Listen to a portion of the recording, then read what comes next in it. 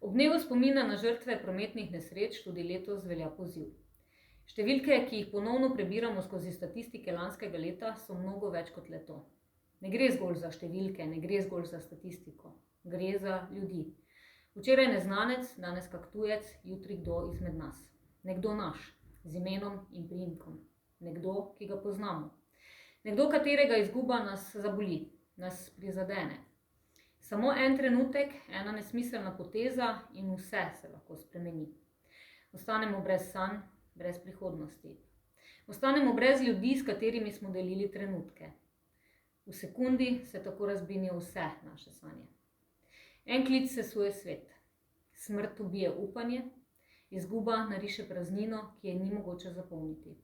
Ostanejo samo spomini in večni zakaj. Zato se vprašajmo, kaj šteje več?